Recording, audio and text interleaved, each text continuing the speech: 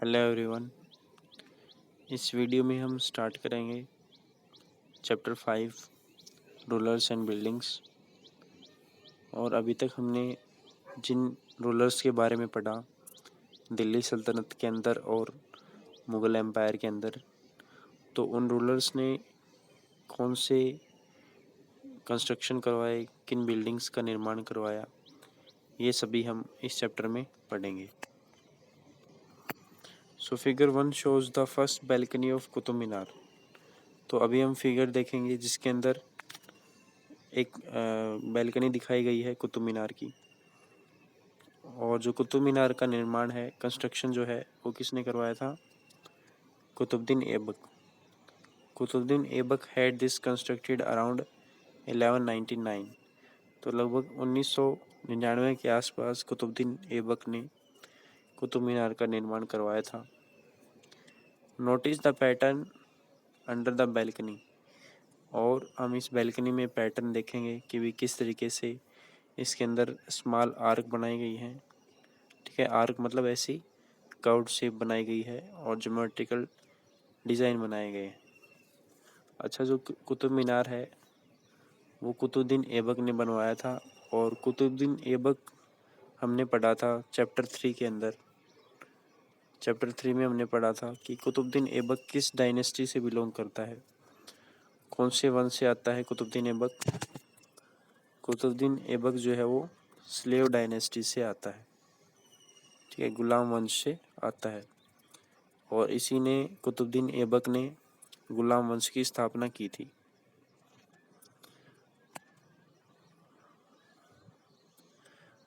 आगे देखिए, तो ये हमने जो इंस्क्रिप्शन देखने हैं, तो ये किस लैंग्वेज में लिखे हुए हैं। ये जो इंस्क्रिप्शन है, जो ज्योमेट्रिकल डिज़ाइन है या जो इंस्क्रिप्शन जो लगाए गए हैं इन स्मॉल आर्क के ऊपर, इन स्मॉल जो ये हाफ सर्कल बोल सकते हैं, इसको सेमी सर्कल बोल सकते हैं। इस तरीके से जो पुराने ज़माने में आर्क बनाई जाती थी, इसी डिज़ाइन में बनाई जाती थी। तो इसी के अंदर जो इंस्क्रिप्शन लगाए गए हैं वो अरेबिक लैंग्वेज में है। Notice that the surface of Minar is curved and angular. और हमने देखा है कि जो कुतुब मीनार है वो कर्व्ड है, ठीक है, सिलेंड्रिकल है और एंगुलर है। Placing an inscription on such surface is required great precision. और किसी भी इंस्क्रिप्शन को इस तरीके के कर्व्ड सरफेस पे रखना, इसके चारों तरफ लगाना बहुत ही मुश्किल टास्क होता है। और इसके लिए ग्रेट प्रिसीजन, मतलब प्रिसीजन का मतलब होता है बिल्कुल अच्छे से स्किल्ड काम करना, निपुण काम करना। तो इसके लिए ग्रेट प्रिसीजन चाहिए, प्रिसाइजली काम करना ज़रूरी होता है। स्किल्ड लेबर चाहिए, वर्कर चाहिए इसके लिए। Only the most skilled craft person could perform this task. और जो स्किल्ड क्राफ्ट पर्सन थे, जो निपुण शिल्पकार थे, वही इस काम को कर सकते थे।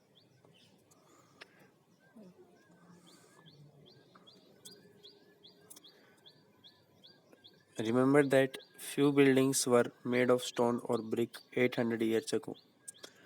तो हमें पता है कि कुछ बिल्डिंग जो थी वो पत्थर या ईंटों से बनाई गई थी लगभग 800 साल पहले। What would have been the impact of a building like Qutub Minar on observers in the 13th century? तो कुतुब मीनार जैसी बिल्डिंग का क्या इम्पैक्ट, क्या प्रभाव रहा होगा उस समय के जो ऑब्जर्वर थे, उस समय के 13th सेंचुरी के जो जिन्होंने कुतुब मीनार को देखा होगा, उनके ऊपर क्या अफेक्ट रहा होगा। Between the 8th and the 18th centuries, kings and their offices built two kinds of structures.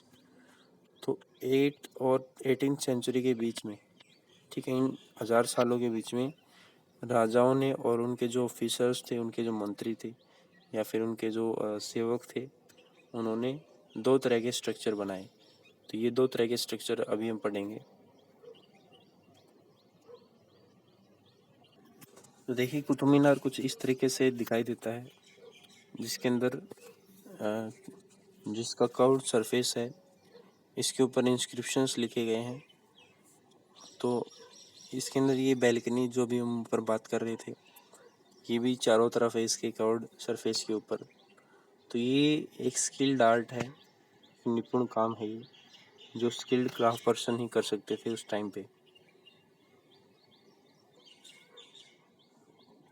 The first were forced places, garden, residents, tombs. तो पहले जो भी हम बात कर रहे थे, दो तरह के स्ट्रक्चर बनवाए राजाओं ने 8 से 18th सेंचुरी के बीच में।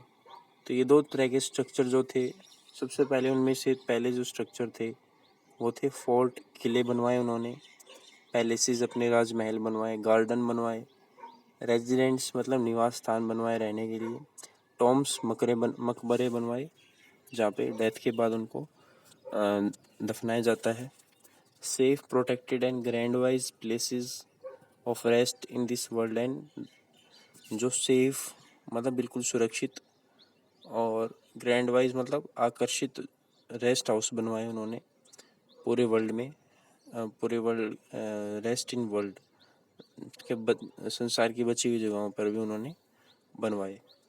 एंड द नेक्स्ट जो दूसरी चीज़ है उन्होंने क्या बनवाई, द सेकेंड वो structures meant for public activity including temples. दूसरे तरह के पहले जो स्ट्रक्चर बनवाए उन्होंने वो अपने लिए बनवाए, जो पैलेसेस या गार्डन या फोर्ट। दूसरे जो स्ट्रक्चर थे वो पब्लिक के लिए, आम लोगों के लिए बनवाए, ठीक है। उसके अंदर जैसे पब्लिक एक्टिविटी हो उसके अंदर लोग आ सकें, जैसे कि मंदिर है, मंदिर के अंदर आम लोग आते हैं, मॉस्क्यूज़ के अंदर मस्जिद, टैंक बनवाए, पानी के कुएं खुदवाए, ठीक है। और कारवां सीनरीज क्या होते हैं, जहाँ पे कारवां क्या होता है, जो लोग ग्रुप में ट्रैवल करते हैं, व्यापारी जो लोग होते हैं, उनके आराम करने की जगह बनवाई, कारवां सीनरीज बनवाए, और बाजार भी शुरू हो गए। तो इस तरीके से राजाओं ने कंस्ट्रक्शन स्टार्ट किया। ये दो तरीके थे जैसे कि राजाओं ने कंस्ट्रक्शन स्टार्ट किया। Kings were expected to care for their subjects. राजाओं से आशा की जाती थी कि जो उनके सब्जेक्ट्स हैं, जो उनकी जनता है, वो उनका ध्यान रखे। And by making structures for their use and comfort, rulers hoped to win their praise.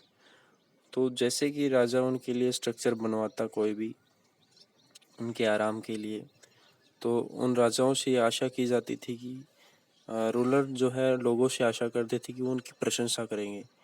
Praise का मतलब क्या होता है, प्रशंसा करना, किसी की तारीफ करना। तो राजा उनके लिए निर्माण करवाता लोगों के लिए और लोग उनकी तारीफ करते। Construction activity was also carried by others including merchants. अब ये नहीं था कि सिर्फ राजा ही कुछ निर्माण करवा सकता था, मंदिर बनवा सकता था, मस्जिद या कुछ और। सिर्फ राजा ही नहीं बल्कि जो व्यापारी लोग थे वो भी बनवाते थे।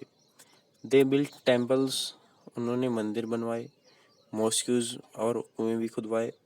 हाउ एवर डोमेस्टिक आर्किटेक्चर, जो घरेलू आर्किटेक्चर है किसी भी एक क्षेत्र का, आर्किटेक्चर क्या होता है, जो निर्माण कला होती है उसको बोलते हैं। लार्ज मैसन्स, बड़े बड़े मैसन्स बनवाए, मैसन्स मतलब हवेलियाँ बनवाई मर्चेंट्स के लिए। Has survived only from the 18th century, जो अभी तक सर्वाइव है मतलब जो अभी तक ठीक कंडीशन में है 18th सेंचुरी से लेकर के।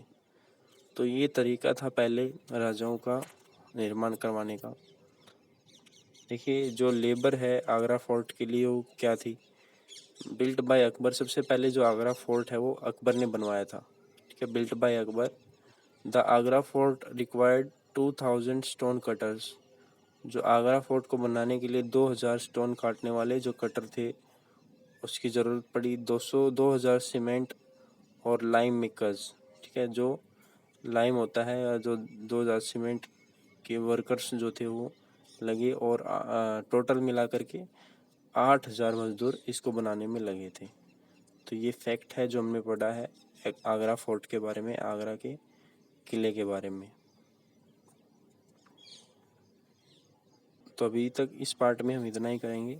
आगे का जो कंस्ट्रक्शन पार्ट है, जो हमारा नेक्स्ट टॉपिक है इंजीनियरिंग स्किल एंड कंस्ट्रक्शन, वो हम आगे के पार्ट में कंटिन्यू करेंगे। Thank you.